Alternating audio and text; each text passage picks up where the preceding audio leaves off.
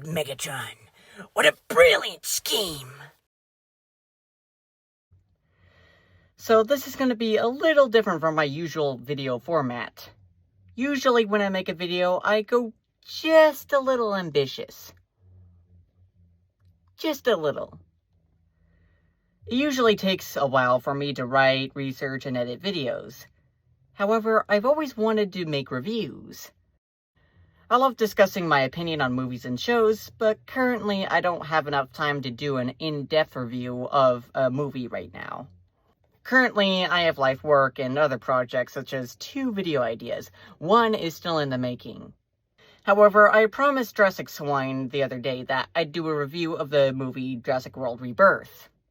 I was initially gonna do this in post form, but I have so many thoughts about it, I decided to do a video instead. So, if you're watching this, Jurassic Swine, you're the reason why this video exists. This is your fault! But, of course, before I get into the new film, I'd like to discuss my opinion on the other Jurassic Park/World movies, and what I think was wrong with the Jurassic World movies. To make things simple, I'm just gonna briefly tell what I think of the other movies. Jurassic Park is perfect. Nothing much to say, it's perfect. The Lost World is fine, I don't care for Jurassic Park 3. I actually like Jurassic World. Jurassic World Fallen Kingdom is okay, and I don't like Jurassic World Dominion. Oh, if you're wondering my opinion on Camp Cretaceous,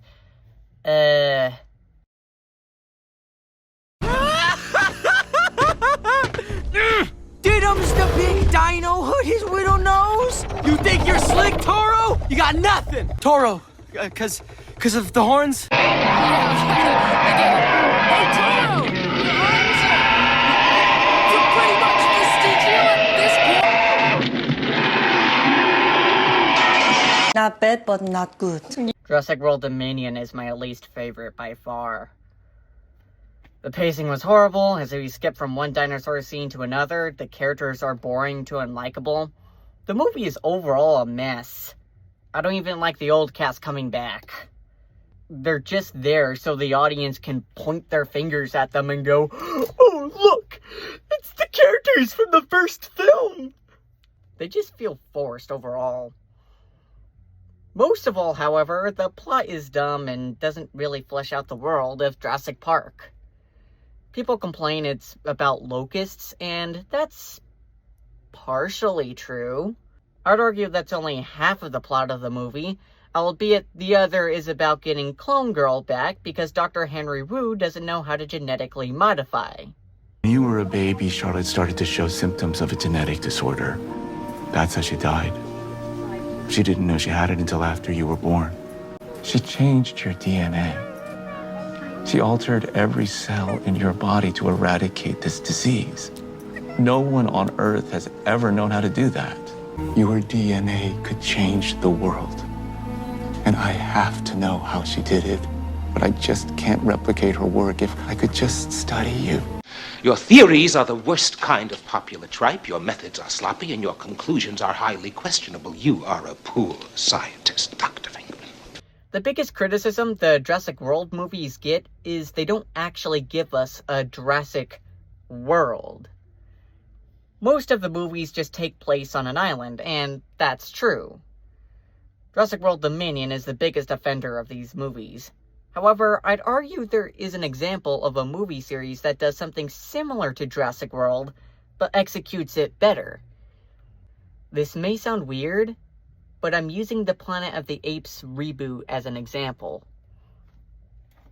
The first 3 Planet of the Apes movies don't really have a Planet of Apes.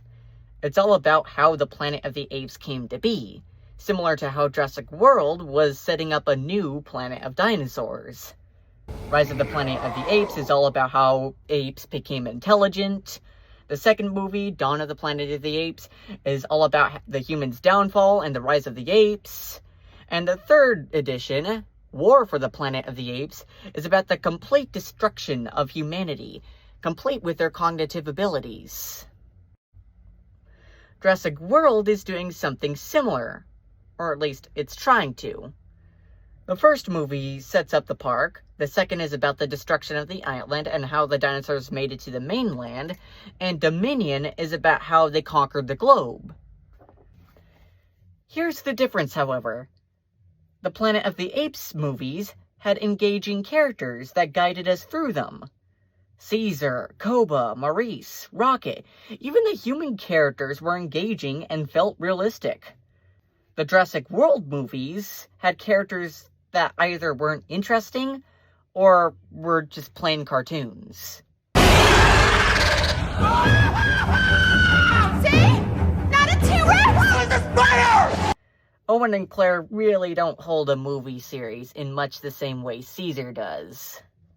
Secondly, Planet of the Apes had a realistic scenario that worked its way into the commentary, made sense, and delivered on its promises. We actually got a Planet of the Apes, just in the modern era. The Jurassic World movies do not make any sense, and keep on backpedaling on its delivery. Contrary to what most people say, Jurassic World Dominion does actually have dinosaurs conquer the Earth. We just spend most of it on an isolated area anyways. Essentially, the movie tries having it both ways, which is even worse. So my opinion on the Jurassic Park series is mixed. I love the first film, I think the second and third film are okay, and the Jurassic World movies started off good in my opinion, but really took a bad direction. So, with all that said, what do I think of Jurassic World Rebirth? It's fine. In fact, it's just like the Jurassic Park series, in that it's just kind of mixed. The movie is definitely a lot better than Jurassic World Dominion, albeit that doesn't take very much. It is by definition a good movie. On the other hand, though, it wasn't very well thought out. But I would like to organize this video into parts. So first, I'm going to start off with the characters, then the story, and the dinosaurs themselves, and how they're portrayed. So to start off, the characters are decent enough. I like the sailor character, Scarlett Johansson's character, and the paleontologist just enough to want to see them survive. But the family are probably my favorite characters in the movie. You really feel their family dynamic and what they would do for one another. The issues I have with the characters are they're a little flat. The sailor character's defining trait, for example, is that he's virtuous, wants to save the family, and sacrifices himself in the end. He really doesn't get that much of an arc.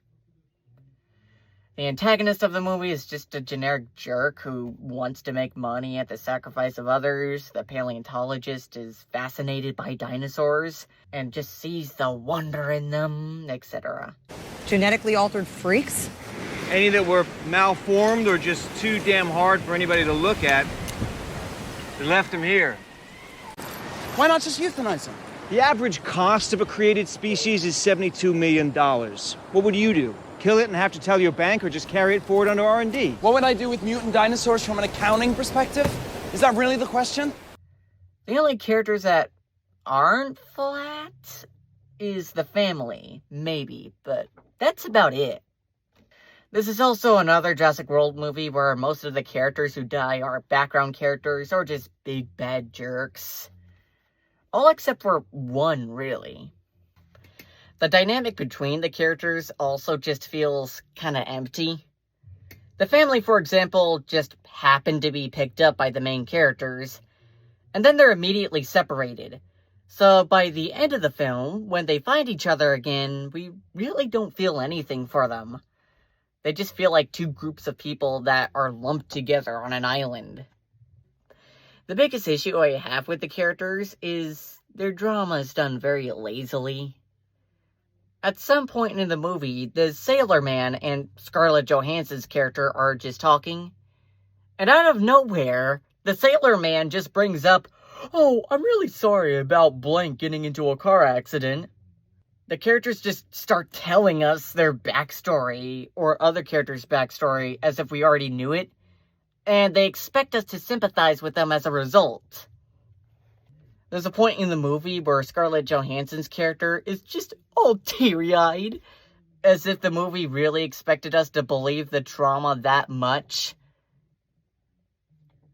because of something they said earlier. I hate when character drama is based purely on the character saying so. It's the equivalent to having a billboard put on screen saying, "This character has a tragic backstory. Feel for them, dummy." Fortunately, this is only an issue for the first half of the movie, and the characters are overall decent enough. They just fall flat in terms of character development. So now we can move on to the story. The story is stupid. The plot isn't a bad one by any means, but it could have used a rewrite.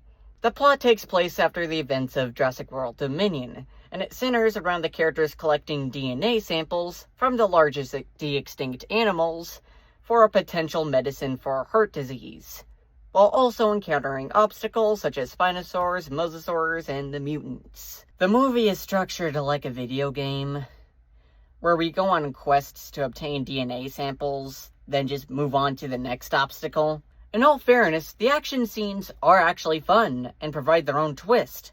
The Spinosaurs have a commensal relationship with the Mosasaurs, and the Quetzalcoatlus nests on the side of cliffs and are very agile predators.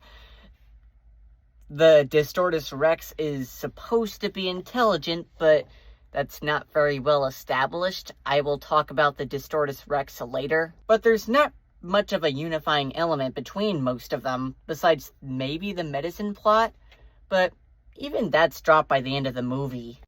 There's also very little motivation behind the characters getting the samples. Again, they just tell us their reasons for going on their journey, such as, oh, this character lost a family member to heart disease. But again, it's just told to us and we're expected to believe it. Again, going back to the Planet of the Apes movies, Rise of the Planet of the Apes is a better example of this idea. The whole reason why the main character wants to find a cure for Alzheimer's is because his father has it. It wouldn't have been nearly as effective if the characters just told us their father died of Alzheimer's. Finally, the ideas are poorly fleshed out. The commentary of the movie is about healthcare. Initially, I thought the movie was going to be about the exploitation of animals for medicine or human hubris. I guess that's still technically the message, but you can barely tell because it's mostly about collecting the DNA samples. It's dropped by the third act, and the big deciding point is whether to give the medicine to companies for money or to everyone for free. The dinosaurs now have very little to do with the commentary. The series used to be about corporate corruption and the exploitation of biological power. The dinosaurs represented what happened when said biological exploitation backfires. Now the dinosaurs just play a minor role in it and are mostly there for the thrills. There's also some contrived plot elements as well. As one example, the reason why the Distortus Rex escapes is because a Snickers bar wrapper ruins the circuits of the door system. They really couldn't find a more interesting reason besides a product placement-based coincidence. Overall, the story is the weakest part of the movie, and is a major reason why I don't like the film. But it's not the only reason. Finally, we have the stars of the film, the dinosaurs. And they're a mixed bag as well. First, I'll discuss the positives, which there are a lot of. In fact, the dinosaurs are the best part of the movie. If there's one thing Gareth Edwards is good at, that's scale.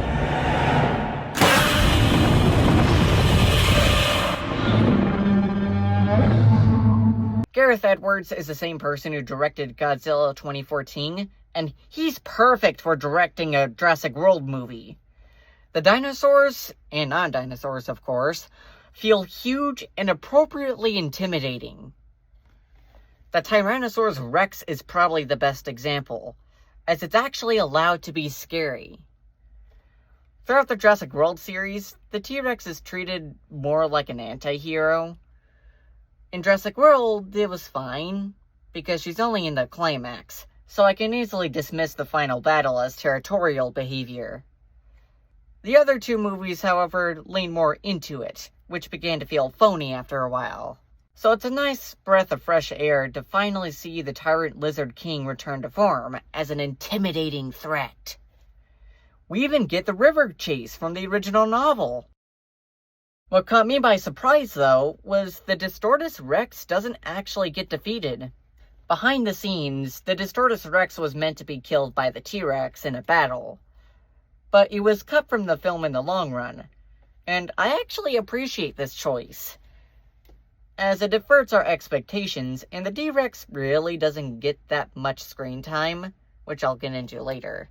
In addition, the island feels very lively, but also has a feeling of peril. There's always something waiting in the background, or a creature climbing through the brush. There's also a lot of fun shots where the dinosaurs are hiding behind the characters. It is a little distracting sometimes how these large dinosaurs are able to sneak around the characters without them noticing whatsoever. But it is very intimidating, and it reassures the feeling of constant danger. Finally, I like the redesigns on most of the prehistoric animals. The Mosasaurus gets the best update by far, with an actual tail fluke, smoother body, and a black and white color scheme. It's definitely the most accurate animal in the movie. The Spinosaurus is a little clunky with its proportions, but I do overall like the design. However, while the dinosaurs are good on a surface level, the most irritating part of the movie for me is the world building. In this movie, all of the dinosaurs around the globe went extinct due to the climate and disease, except for around the tropical equator. I hate this detail so much. For one, it just undoes everything this series has been setting up so it can maintain a status quo. Why not have the dinosaurs conquer the globe? Why set that up just to kill them off anyways? Oh, that's right, so you can have them on an island again. Secondly, it just plain insults the adaptability and portrayal of dinosaurs. The reason why they say the dinosaurs couldn't adapt to the climate in the movie is because the flora and insects are different, and there's not enough oxygen except for in the tropics. But the thing is, dinosaurs were adapted to many environmental gradients throughout the Mesozoic. The whole globe wasn't a tropical paradise. In addition, angiosperms didn't evolve until the early Cretaceous and didn't become dominant flora until later. And most insects are literally the same. So even if the tropics were similar enough to the Mesozoic environment like the movie says, dinosaurs would still go extinct by the movie's logic. Also, enough with the oxygen bullcrap. Oxygen levels were higher in the Cretaceous, but today we still have elephants, giraffes, and blue whales. There's no reason why most would suffocate, let alone with their air sac system and the smaller dinosaurs. Also, this idea just contradicts what we saw in the previous movies. In Jurassic World Dominion, we saw the dinosaurs were so successful, they conquered the globe. Now, the series, it's eating its own dang foot and saying the dinosaurs died because it got too cold. Meow, meow, meow, meow. And before you comment, but Mason, it's a movie. It's not meant to be scientifically accurate. You're right. They're not scientifically accurate. While Jurassic Park was accurate for its time, the Jurassic World series stuck with its own style instead. The difference is, however, there was still that respect for dinosaurs. Jurassic Park popularized the idea of dinosaurs being active and adaptable animals to audiences. But now, the series is repeating information from the early 20th century, that dinosaurs were inadaptable failures of evolution that could only live in tropical environments. Jurassic World Rebirth has worse science than a Carnivore's Dinosaur Hunter game or Fantasia Rite of Spring. That is a million times better than this film, by the way. Fight me! The other subplot issue I have is the movie's trying to enforce that dinosaurs are boring. In the beginning, the movie establishes that people have so little interest in dinosaurs that museums have to shut down. In Jurassic World, at least, it played into the commentary of people exploiting animals for entertainment, to the point where they make a monster instead of an animal to keep people interested. There's no reason to have this idea here, because the commentary of the movie is about healthcare. I guess people in this universe just don't want to see dinosaurs anymore due to the trauma they brought. But the movie doesn't establish that. In fact, I think the film legitimately thinks dinosaurs are boring. Why else would they say that in the beginning just to drop it for the rest of the movie? In fact, this is confirmed by Gareth Edwards himself. That's why he put that into the movie. This just makes no sense either. As many pointed out, including Jurassic Swine, we still see regular animals today at the zoo. Why would people be so disinterested in dinosaurs now they'd have to shut down museums? This leads me to my final criticism. The mutants. Why have them in the movie? They're creatively designed, I'll give them that, but they don't really do anything in the film. They just show up in the very beginning and in the third act. They don't even play into the film's commentary like the Indominus Rex did either. I know I did praise the movie for not defeating the Distortus Rex earlier, because it's not like the film itself pretends like it's a major villain, but on the other hand, why not any other dinosaur? Contrary to what Jurassic World Rebirth tells us, the reason why we love dinosaurs is because of their sheer diversity. Don't get into T-Rex? Well, you might like Spinosaurus, Ceratosaurus, or maybe Albilosaurus. Perhaps you might like smaller theropods, like Dilophosaurus, Coelophysis, or Mishicosaurus, if you're weird. Not a theropod person at all?